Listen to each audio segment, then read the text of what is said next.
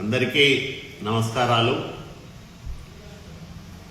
5 దశాబ్దాల పాటు నిజాయితీగా నిబద్ధతతో ప్రజాసేవ చేస్తున్న తెలుగు జాతి గర్వించదగ్గ చంద్రబాబు నాయుడు గారికి అవినీతి మరకలు అంటించాలనుకున్న జగన్మోహన్ రెడ్డి రాజకీయ కుట్రలు న్యాయస్థానం సాక్షిగా బద్దలయ్యాయి. స్కిల్ డెవలప్మెంట్ కేసులో ప్రాథమిక సాక్ష్యాధారాలు లేకపోయినా కేవలం రాజకీయ పగతో అవినీతి బురదలో నిండా కూరుకుపోయిన జగన్మోహన్ రెడ్డి ఆ మరకను చంద్రబాబు నాయుడు గారికి కూడా అంటించాలనే కసితో చేసిన పన్నాగమే ఈ స్కిల్ డెవలప్మెంట్ కేసులో 37వ నిందితుడిగా చంద్రబాబు నాయుడు గారిని చేర్చడమే కాకుండా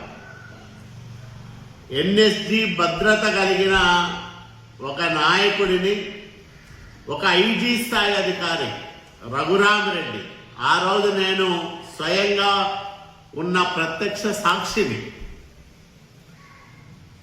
అర్ధరాత్రి దాటిన తర్వాత అరెస్టు చేయడానికి వచ్చి రాత్రంతా నానా హంగామా చేశారు. ఒక ఐపీఎస్ అధికారి అరెస్టు సమయంలో కనీస నియమాలు పాటించకోకుండా జాతీయ స్థాయి నాయకుడైన చంద్రబాబు నాయుడు గారిని రాత్రంతా మానసికంగా హింసించడం చేశాడు. నేను అతనితో చాలా గట్టిగా ఆర్గ్యూ చేశాను. చంద్రబాబు నాయుడు గారు తప్పు చేసినట్లు మీ దగ్గర ఏమైనా కనీస ఆధారాలు ఉన్నాయా? అరెస్టు చేసే ముందు మాకు చెప్పండి అని చెప్తే అరెస్టుకు కారణాలు కూడా చెప్పలేని సదరు అధికారి ఉదయాన్నే చంద్రబాబు నాయుడు గారిని అరెస్టు చేసి విజయవాడకు రోడ్డు మార్గంలో తీసుకెళ్లారు. అదే వాహనంలో నేను కూడా విజయవాడ వెళ్ళా. అడుగడుగున పెళ్ళుబుకిన ప్రజాభిమానం, తమ అధినేతను అన్యాయంగా కేసులో ఇరికించి అరెస్ట్ చేశారనే బాధ, ఆవేదన నిండిన తెలుగుదేశం పార్టీ బలగం ఎక్కడికక్కడ రోడ్డుకు అడ్డంగా నిలబడితే వాళ్ళందరినీ దాటించుకుంటూ చంద్రబాబు నాయుడు గారిని తీసుకెళ్లడం పోలీసులకు ఒక సవాలుగా మారింది. ఆ మరుసటి రోజు రాజమండ్రి సెంట్రల్ జైలుకి తీసుకెళ్లారు. చేయని నేరానికి 53 రోజుల పాటు జైల్లో మగ్గిపోయిన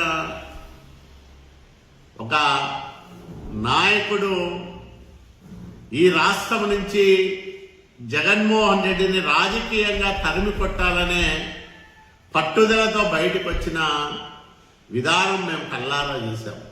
ఎందుకంటే ఆయనలో కసి పెరిగింది, పట్టుదల పెరిగింది. జగన్మోహన్ రెడ్డి ఈ రాష్ట్రాన్ని సర్వనాశనం చేస్తున్నాడు, అతని నుంచి తెలుగు ప్రజలను కాపాడుకోవాలనే పట్టుదల పెరిగింది. అట్లా బయటకు వచ్చిన చంద్రబాబు నాయుడు గారు, పవన్ కళ్యాణ్ గారు సహకారంతో, మోడీ గారి ఆశీస్సులతో కూటమిని ఏర్పాటు చేయడం, ఎన్నికల్లో తిరుగులేని మెజార్టీ 164 స్థానాలు గెలవడం కూటమి. ఆ గెలుపులో ప్రధాన భూమిక చంద్రబాబు నాయుడు గారి అక్రమ అరెస్టు, జైలు జీవితం అని కూడా నేను బలంగా నమ్ముతా ఉన్నాను. ఎందుకంటే ఒక నాయకుడిని అరెస్ట్ చేస్తే 50 రోజులకు పైగా రాష్ట్రమంతా ఊరువాడ ఒక్కటై, పల్లె పట్టణము ఏకమై నిరసన గళాలు వినిపించిన సందర్భం అది. చంద్రబాబు నాయుడు గారికి బాసటగా తెలుగు వాళ్ళు ఎక్కడున్నా అక్కడంతా కూడా నిలబడిన సందర్భం అది. సుమారు 70కి పైగా దేశాల్లో ఒక తెలుగు నేలపైన పుట్టిన రాజకీయ నాయకుడికి సంఘీభావంగా కులాలకు మతాలకు అతీతంగా రోడ్ల మీదకి వచ్చి ఎవరికి తోచిన పద్ధతుల్లో వాళ్ళు నిరసన తెలిపిన విధానం ప్రపంచాన్నే ఆశ్చర్యపరిచింది.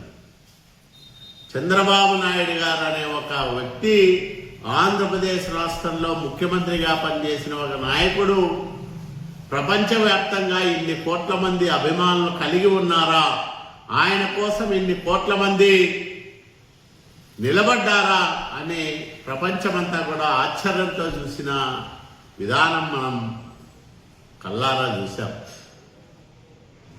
ఈరోజు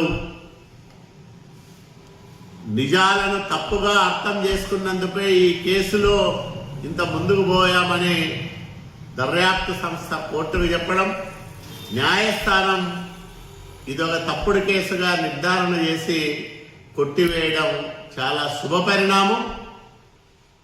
నిప్పుకు చెద పట్టదో, నిప్పును చెద దహించి వేయలేదు అనే దానికి ఈరోజు చంద్రబాబు నాయుడు గారు నిజాయితీగా బతకడం వల్ల, నిష్కలంకుడిగా ఉండడం వల్ల, నిజాయితీకి నిలువెత్తు సంతకంలాగా ఆయన రూపం ఈరోజు మన ముందు కదలాడుతూ ఉంది. కాబట్టి చంద్రబాబు నాయుడు గారు లాంటి నాయకుడు ఈ రాష్ట్రానికి ఉండడం, ఈ దేశానికి ఉండడం, ఈ రాష్ట్ర ప్రజలు ముఖ్యంగా తెలుగు వాళ్ళు చేసుకున్న అదృష్టంగా నేను భావిస్తూ ఉన్నా. ఆయన పైన పెట్టిన తప్పుడు కేసు కోర్టులో వీగిపోయినందుకు నా ఆనందాన్ని వ్యక్తం చేస్తా ఉన్నా. తెలుగు వాళ్ళందరూ కూడా చాలా సంతోషించదగ్గ విషయం అని కూడా ఈ సందర్భంగా నేను మనవి చేస్తా ఉన్నా.